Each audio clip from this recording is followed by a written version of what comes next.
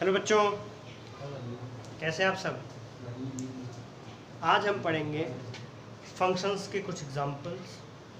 Function के एक आध दो टाइप्स पढ़ेंगे। कल हमने फंक्शन बताया था कि फंक्शन पहचानने के दो तरीके बताए थे। पहला तरीका क्या था? पहला तरीका था हमारे पास कि not a single element of set A should be void, यानी सेट ए का कोई भी एलिमेंट खाली नहीं होना चाहिए। दूसरी बात क्या हमने बताई थी? दूसरी बात ये बताई थी कि कभी भी जो सेट ए, मतलब यहाँ पे हम डोमेन की बात कर रहे हैं। यहाँ पे सेट ए मतलब सिंपल सा डोमेन। डोमेन का कोई एलिमेंट खाली नहीं होना चाहिए, मतलब उसका एक भी एलिमेंट छूटना नहीं चाहिए। सबका इमेज रेंज में को डोमेन में बनना चाहिए। पहला पॉइंट था। दूसरा पॉइंट क्या था हमारे पास कि कभी भी डोमेन का एक एलिमेंट को डोमेन के दो एलिमेंट पे मैप नहीं होना चाहिए। ये दो पॉइंट समझ जानी थी कल। तो मैं समझ 4 एग्जांपल्स लिखे हैं। हमने जाते जाते भी 4 एग्जांपल्स शायद बताए थे आपको। तो फिर 4 एग्जांपल और देख लेते हैं और क्लियर करते हैं डाउट को कि कैसे पकड़ेंगे कि कौन सा, अगर तुमको वेन डायग्राम में दिया गया है ये, तो कैसे जानेंगे कि कौन सा फंक्शन है कौन सा नहीं। इसके अलावा हम क्वेश्चन के फॉर्म, तो डायग्राम फॉर्म में है, अगर डायग्राम के फॉर्म में ना दिया हो क्वेश्चन के फॉर्म में, तब कैसे जानेंगे कि फंक्शन है कि नहीं। पहले हम इसको देख लेते हैं। पहला हमारा है यहाँ पे कि a function is here f1 in which is from x1 x to y, which is from x to y। x से y पर एक फंक्शन है जिसमें x1 किस पे मैप हो रहा है? y3 पे। x2 किस पे मैप हो रहा है? y1 पे। x3 किस पे मैप हो रहा है? y4 पे। x4 किस पे मैप हो रहा है? y6 पे। तो पहले कंडीशन हम चेक करेंगे कि क्या डोमेन का कोई एलिमेंट खाली है। डोमेन मतलब ये सेट, डोमेन का कोई एलिमेंट खाली है, मतलब ऐसा कोई एलिमेंट है डोमेन में जिसकी इमेज को डोमेन के अंदर ना हो। ऐसा कोई एलिमेंट है? चेक करो भाई। 1 का भी इमेज है, 2 का इमेज है, 3 का इमेज है, 4 का इमेज है, यानी कोई एलिमेंट खाली नहीं है। पहला कंडीशन सेटिस्फाई। सेकंड वन कि डोमेन का कोई भी एक एलिमेंट को डोमेन के दो एलिमेंट से जाके नहीं मिलना चाहिए। यहाँ पे 1 केवल 1 से मिला है, 2 भी 1 से मिला है, 3 भी 1 से मैच हो रहा है, 4 भी मैच हो रहा है, यानी दोनों कंडीशन को सेटिस्फाई कर रही है। तो ये हमारा क्या होगा? Function. It is a function. It is a function. Second देख लीजिए भाई, क्या पहला कंडीशन कि क्या डोमेन का कोई एलिमेंट खाली है। भाई 1 मैपिंग हो रहा है x से, 2 भी मैप हो रहा है x से, 3 मैप हो रहा है z से, 4 का कोई इमेज ही नहीं है। डोमेन का एक एलिमेंट हमको यहाँ पे ऐसा मिल गया जिसकी इमेज को डोमेन के अंदर है ही नहीं। ये क्या होगा हमारा? Not a function. It is not a function. It I बात समझ में? तीसरा एग्जांपल देख लीजिए भाई।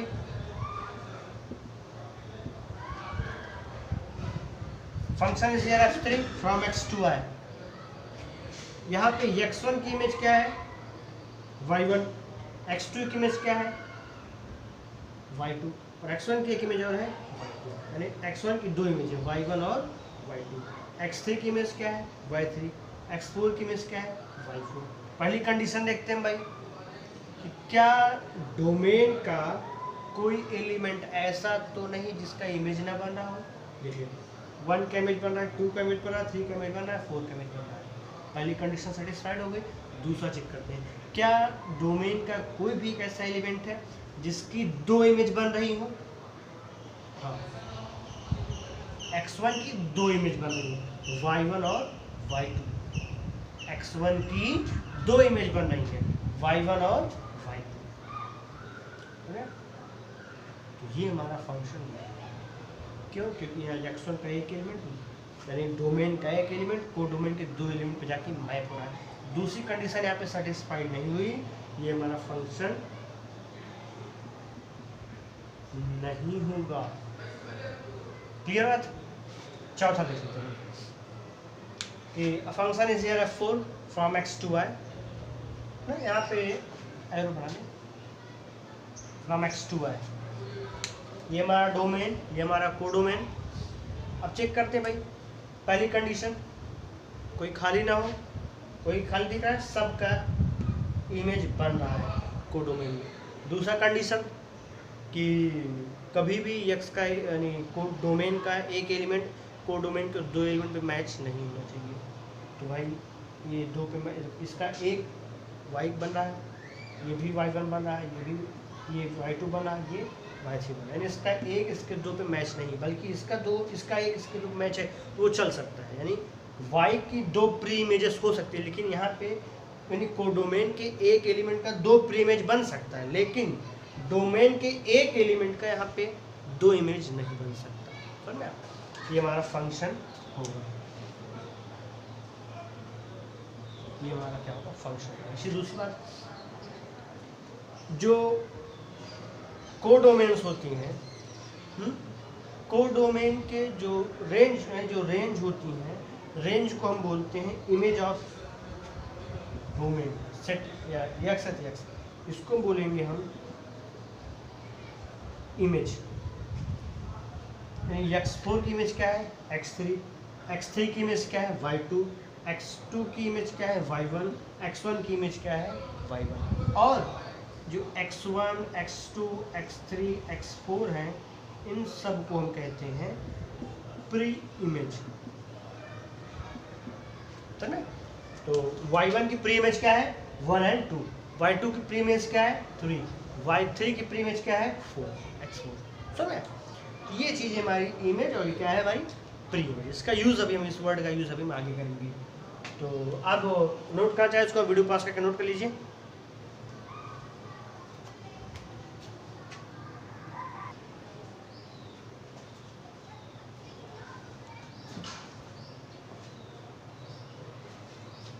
एक एग्जांपल और देखते हैं भाई कि a function f from n to n defined by f is equal to x comma y such that y is equal to x cube for every x y belongs to n।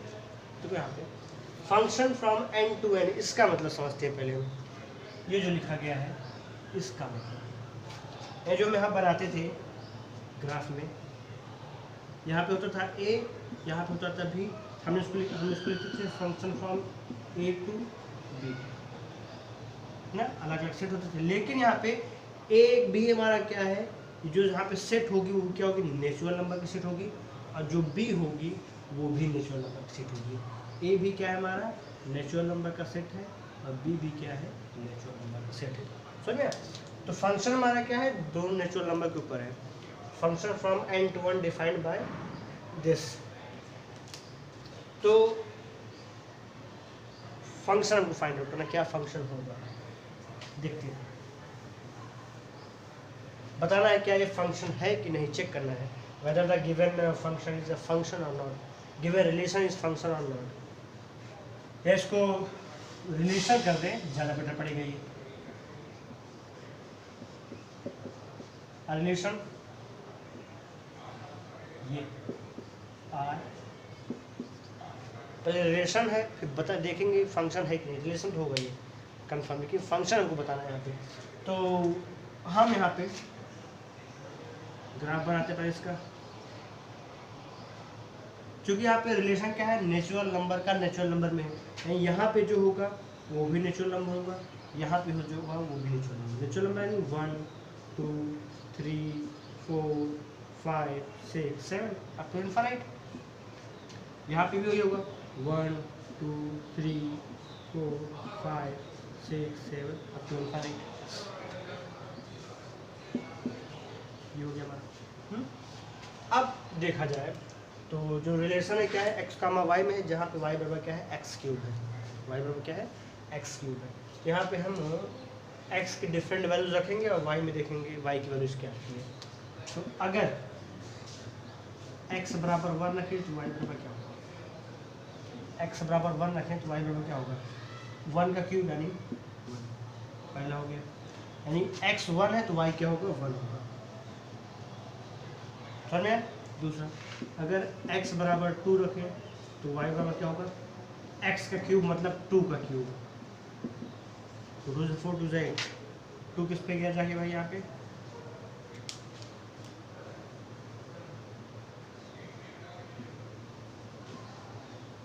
To किस पे गया, 8 पे गया।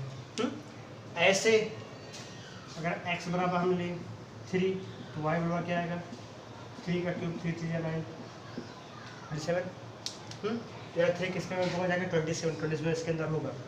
यानी कि x का हर एक element domain का, सॉरी यहाँ पे x का डोमेन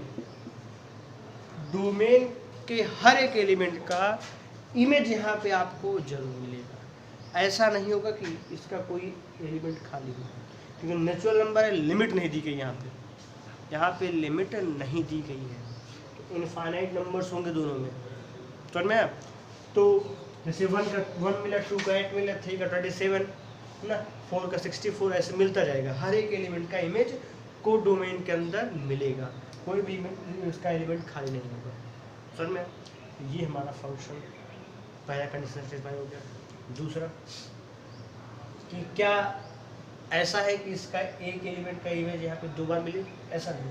1 की इमेज 1 मिले, 2 की इमेज 8 मिलेगी, उसके अलावा कोई इमेज नहीं होगी, 3 की इमेज 27 मिलेगी, उसके अलावा कुछ नहीं मिलेगी। यानी ये दोनों कंडीशन को सेटिस्फाई कर रही है, ये जो है हमारा फंक्शन होगा। समझ में? ये फंक्शन होगा। अगर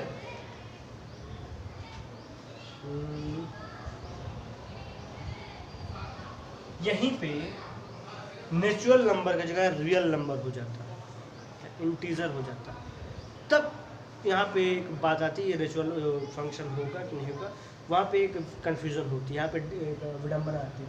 तो पहले हम उससे पहले में एक वर्ड समझेंगे कि रियल वैल्यूड फंक्शन क्या होता है, उससे रिलेटेड है वो। तो हम जानते हैं रियल वैल्यूड फंक्शन। आप इसको लिखना चाहें तो वीडियो पॉज करके आप इसको नोट कर लीजिए।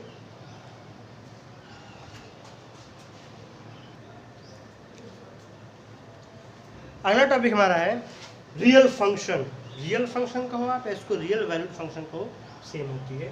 तो रियल फंक्शन क्या होता है कि अगर हमारे पास कोई फंक्शन गिवन है, function from A to B, तो इसको हम रियल फंक्शन या रियल वैल्यूड फंक्शन कब कहेंगे? इसको रियल फंक्शन या रियल वैल्यूड फंक्शन तब कहेंगे जब जो डोमेन और को डोमेन, जो हमारा ये डोमेन और ये हमारा को डोमेन, दोनों क्या हो, रियल नंबर के सबसेट हो। क्या हो? दोनों रियल नंबर के सबसेट हो। तो ऐसे फंक्शन को बोलते हैं रियल फंक्शन या रियल वैल्यूड फंक्शन। मतलब कि जो फंक्शन हमारा a टू b था ना, यहाँ पे a और b दोनों क्या हो, रियल नंबर के सबसेट हो। यानी ये ऐसा हो जाएगा f from r to r। तो ऐसे फंक्शन को हम बोलते हैं रियल फंक्शन। क्या बोलते हैं? Real function. सुन में, ऐसे फंक्शन क्या बोलते हैं? Real valued function.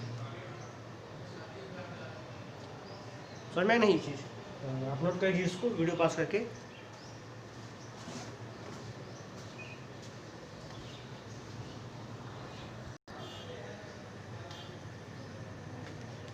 अगला टॉपिक हमारा है इक्वल फंक्शन। इक्वल फंक्शन क्या होता है भाई? फंक्शन जान लीजिए, लेकिन अगर कोई दो फंक्शन दिया है, जिसमें आपका दो फंक्शन f और g है, एक फंक्शन है f, एक फंक्शन है g, तो इन दोनों फंक्शन को हम इक्वल कब कहेंगे? दो फंक्शन को हम इक्वल कब कहेंगे? देखो, दो फंक्शन को इक्वल हम कब कहेंगे? जब पहला फंक्शन, जो पहला फंक्शन है उसका डोमेन दूसरे फंक्शन के डोमेन के बराबर हो।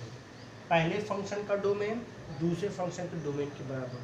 दूसरा, पहले फंक्शन का कोडोमेन दूसरे फंक्शन के कोडोमेन के बराबर हो। समझ में? पहले फंक्शन का कोडोमेन दूसरे फंक्शन के कोडोमेन के बराबर हो। और तीसरा, f(x) बराबर gx for every x belonging to common domain. जो उन दोनों के कॉमन डोमेन्स होंगे उसमें जितने भी x होंगे, जितने भी x होंगे, उन सब का f(x) बराबर gx होना चाहिए। तो एग्जाम्पल एक समझते ज़्यादा क्लियर होगा। लिखा जाए वीडियो पास करके इसको नोट कर लीजिए, फिर एग्जाम्पल समझते हैं। तो एग्जाम्पल हमारे सामने लिखा गया है कि अगर एक सेट हमारे पास A है जिसके एलिमेंट 1 और 2, बी सेट का एलिमेंट 3 और 6 है। पहला फंक्शन जो f है वो a से b का फंक्शन है और कैसे डिफाइंड है, defined by fx is equal to x square plus 2। और जो दूसरा फंक्शन है g a टू b वो कैसे डिफाइंड है, gx is equal to 3x। तो हमको दिखाना है कि क्या ये दोनों फंक्शंस इन दोनों सेट के लिए इक्वल होंगे कि नहीं, चेक करते हैं भाई। तो सॉल्यूशन देखते हैं भाई। पहले हम fx के लिए निकालते हैं फिर gx के लिए निकालते हैं। तो चूंकि fx बराबर क्या है, एक्स स्क्वायर प्लस 2 है, तो अगर x के स्थान पे हम 1 रखें, अगर x के स्थान पे हम क्या रखें, 1 रखें, x के स्थान पे 1 रखें तो यहाँ क्या हो जाएगा, 1 का स्क्वायर प्लस 2, 1 का स्क्वायर 1 प्लस 2 कितना आ जाएगा 3, फिर b का एलिमेंट मिला। हाँ, और x के स्थान पे हम 2 रखें, यहाँ पे क्या हो जाएगा, 2 का स्क्वायर प्लस 2, 2 का स्क्वायर प्लस 2, तो 2 2 ज़ा 4 प्लस 2 6, b का एलिमेंट मिल गया। ये तो हो गया हमारा f हो गया, f1 f2 निकल रहा है। अब हम निकाल लेते हैं इसी साथ ही साथ निकालते हैं g का, चूँकि g x बराबर हमारा है 3x, तो x के स्थान पे 1 रखो क्या हो जाएगा 3 × 1 3, और g x के स्थान पे रखो 2 क्या होगा 3 × 2 बराबर 6। तो यहाँ पे अगर देखा जाए f1 बराबर क्या है, g1 है, f1 बराबर क्या है, g1 है। फॉर देखो यहाँ पे जो 1 है, 1 जो है दोनों क्या है, जो हमारा फंक्शन f और g है दोनों का डोमेन और कोडोमेन सेम है कि नहीं, दोनों a से b है। पहली दोनों कंडीशन सेटिस्फाई हो गई, डोमेन बराबर फर्स्ट सेट क्या कहते हैं कि फर्स्ट फंक्शन का डोमेन सेकंड फंक्शन का डोमेन बराबर हो चाहिए, दोनों का डोमेन a है और दोनों का कोडोमेन a है। तो तीसरा पॉइंट क्या था हमारा कि fx बराबर gx होना चाहिए। यहाँ पे f1 बराबर g1 है, fx बराबर gx है नहीं, f1 बराबर g1 है, बराबर क्या आया है 1, सॉरी बराबर क्या आया है 3, दोनों के 1 के लिए वैल्यू क्या है 3, और दोनों में 2 के लिए वैल्यू देखिए क्या आते हैं, f2 की वैल्यू आई है 6 और g2 की वैल्यू भी 6 आई है, यानी यहाँ से fx बराबर gx भी आ गया। तो तीनों कंडीशन सेटिस्फाई होगी। पहली कंडीशन क्या थी, डोमेन बराबर हो, दोनों का डोमेन a है, कोडोमेन बराबर हो, दोनों का कोडोमेन b है बराबर। तीसरी कंडीशन क्या थी कि fx बराबर gx होना चाहिए, f1 बराबर g1 है, f2 बराबर g2 है, fx बराबर यहाँ से gx हो गया है, समझ में। तो ये जो हमारा रिलेशन जो दिया गया क्वेश्चन था, ये क्या हमारा दोनों फंक्शन क्या कराएंगे, हमारे इक्वल फंक्शन होंगे, समझ में। नोट क्या चाहे वीडियो पास करके उसको नोट कर लीजिए।